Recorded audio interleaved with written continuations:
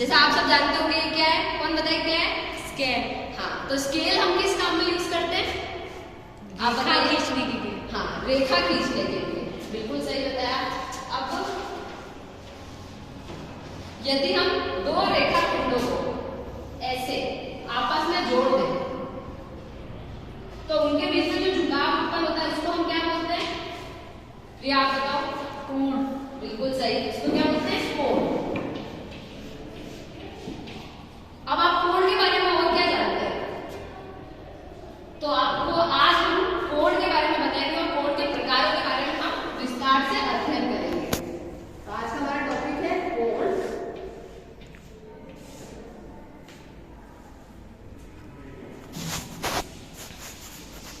अब कोण को पढ़ने के से पहले हमें दो चीजें पता होनी चाहिए। एक तो रेखा, जैसे अभी मैंने बताया कि स्केल से रेखा बनती है, तो उस रेखा के बारे में पता होना चाहिए और रेखाखंड के बारे में पता होना चाहिए। तो रेखा क्या होती है? पहले रेखा जिसका कोई अंतिम या प्रारंभिक बिंदु नहीं होता और जिसको निरंतर हम कितना भी आगे तक बढ़ा सकते हैं उसको रेखा कहते हैं। जैसे इसका कोई एक प्रारंभिक बिंदु नहीं है, अंतिम बिंदु नहीं है, उसको हम और आगे तक कहां तक भी बढ़ा सकते हैं, तो इसको रेखा कहते हैं। अब दूसरा है रेखाखंड।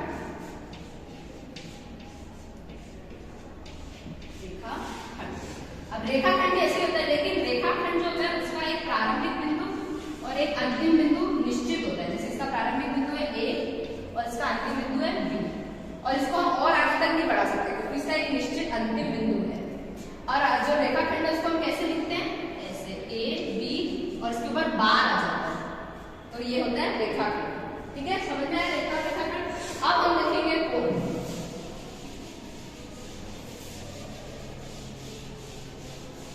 अब पहले आपको मैंने अभी रेखा और रेखाखंड बताया, तो रेखा की परिभाषा बताओ कोई। ये आप बताओ रेखा क्या है? दो बिंदुओं से जो मिलकर रेखा बनती है उसे। हाँ, लेकिन जिसका प्रारंभिक बिंदु और अंतिम बिंदु निश्चित नहीं होता है वो होती है रेखा। अब देखते हैं कोण। कोण क्या होता है? जैसे मैंने अभी आपको बताया कि दो रेखाखंडों के बीच में जो झुकाव उत्पन्न होता है उसको कोण कहते हैं। ये होता है कोण। दो रेखाखंडों, जैसे ये रेखाखंड, इसको हमने नाम दे दिया P, इसको दे दिया Q और इसको R। तो ये एक रेखाखंड है और ये एक रेखाखंड है, इनके बीच में जो झुकाव है उसको हम कोण कहते हैं। ठीक है, अब कोण को किस में मापा जाता है? कोण को हमेशा डिग्री में मापा जाता है। डिग्री ऐसे बनता है, डिग्री। ठीक है, अब कोण का एक सिंबल होता है, जैसे कि लेंथ का आपको हम मीटर में लिखते हैं, वैसे कोण का एक सिंबल होता है एंगल। एंगल यानी कि कोण, ये इसका सिंबल होता है। जब भी हम एक कोण को लिखते हैं तो हमें आगे ये जरूर बनाना होता है। ठीक है, अब आइए एक इंपॉर्टेंट बात कि कोण को हम मापते किससे? अब जब अपन स्टेशनरी से ज्योमेट्री खरीद के लाते हैं तो उसमें एक चीज आती है, मैं आपको दिखाती हूँ। ये देखिए, सबने देखा होगा इसको, पीछे दिख रहा है ना सबको? ये इसको हम हिंदी में चांदा, इंग्लिश में प्रोटेक्टर और कोई कोई डी भी कहते हैं। इससे हम कोण को मापने के लिए इस्तेमाल करते हैं। जैसे अभी यहाँ पे एक कोण बन रहा है तो इसका डी का जो मिड पॉइंट है वो हम हमारे इस मध्य के बिंदु पे रखते हैं और फिर ये लाइन जहाँ शो करती है उतने डिग्री का कोण इसमें बन पाता है। और डिग्री क्यों बोला मैंने? क्योंकि इसको हमेशा डिग्री में नापते हैं। ठीक है, अब कोण के अंदर दूसरी इंपॉर्टेंट बात आती है कि हमें कोण को नाम देना आना चाहिए। तो जब हम कोण को नाम देते हैं तो जिस बिंदु पे ये झुकाव उत्पन्न होता है उस बिंदु को हमेशा मध्य में रखा जाता है। जैसे आप मैंने ये कोण बता रहे हैं तो इसमें यहाँ पर झुकाव उत्पन्न हो रहा है तो इसे हम मध्य में रखेंगे तो इसका नाम होगा, ये जो सिंबल है ये बनाना इंपॉर्टेंट है, P Q R। तो इस कोण का नाम हो जाएगा, इसको हम पढ़ेंगे या तो एंगल PQR और हिंदी में कोण PQR। और अब आप एक और चीज देखें, हमें बस एक कंडीशन है कि जो झुकाव उत्पन्न हो रहा है उसको मध्य में रखना है, तो हम इसको ऐसे भी लिख सकते हैं, एंगल RQP, क्योंकि हमारा मेन मोटिव ये हमें जो ये झुकाव वाला बिंदु है इसको मध्य में रखना। ठीक है, समझ में आ गया? अब जो इम्पोर्टेंट पार्ट है वो है कोण के प्रकार, जो कि जरूर सबको पता होना चाहिए। तो कोण के प्रकार को हम चार्ट के माध्यम से समझेंगे। सबको दिख रहा है पीछे तक? ठीक है, अब इसमें पहला देखिए कोण के प्रकार में पहला कोण है न्यून कोण, जिसको इंग्लिश में बोलते हैं एक्यूट एंगल। एक्यूट एंगल हमेशा 90 डिग्री से छोटा होता है। ये इसका डायग्राम है, PQR = 90 डिग्री। दूसरा प्रकार है समकोण, राइट एंगल, जिसे इंग्लिश में बोलते हैं इसमें जो कोण बनता है वो हमेशा 90 डिग्री के बराबर होता है। ये इसका डायग्राम और ये 90 डिग्री के बराबर। तीसरा है अधिक कोण। अधिक कोण इंग्लिश में बोलते हैं ऑब्ट्यूज एंगल।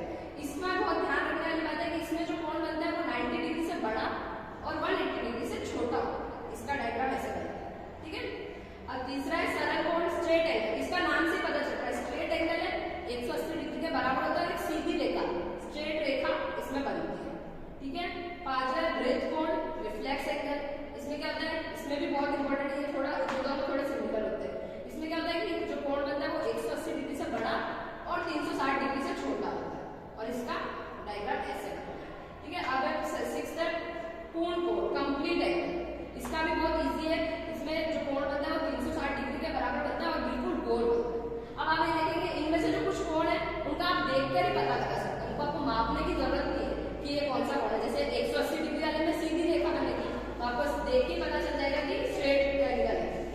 ये वाला पूर्ण कोण जो है उसमें आपको देख के पता चल जाएगा अगर गोला बन रहा है तो 360 डिग्री का एंगल है। अब एक इंपॉर्टेंट बात और है जो आपको ध्यान में रखनी होती है कोण के हिसाब से, ये कि जैसे अभी मैंने वो डायग्राम बताया उसमें न्यून कोण मैंने ऐसे बना रखा, तो जरूरी नहीं है कि न्यून कोण हमेशा ऐसे बने। न्यून कोण ऐसे भी बन सकता है, ये भी न्यून कोण है, तो हमें कैसे पता चलेगा? तो इसके लिए कुछ पॉइंट्स होते हैं कि जो न्यून कोण होता है उसमें जो आधार रेखा है दूसरी वाली रेखा का झुकाव आधार रेखा की तरफ होता है, भले वो किसी भी साइड हो। इसमें भी आधार रेखा की तरफ झुकाव है, इसमें भी आधार रेखा की तरफ झुकाव है, तो ये न्यून कोण हो जाएगा, ठीक है। ऐसे ही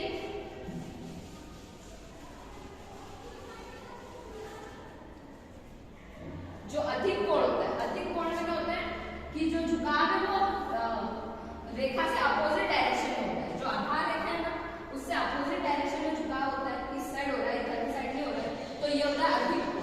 इसका आप देख के बता सकते हो अधिक कोण।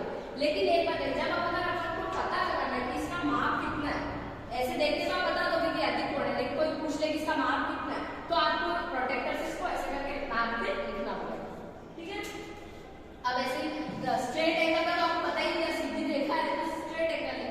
अब एक कोण होता है कोण नंबर 1, कोण नंबर 2, कोण नंबर 3। इन तीनों कोणों का योग 180 डिग्री के बराबर होगा क्योंकि ये एक सीधी रेखा पर बने हुए हैं, तो इनका योग एंगल 1, एंगल का साइन लगाना इंपॉर्टेंट है, angle 1 plus angle 2 plus angle 3 equals to 180 degree. इसको हम इंग्लिश में बोलते हैं इसको लीनियर पेयर। ये सारे क्या है लीनियर पेयर्स, ठीक है। सबको समझ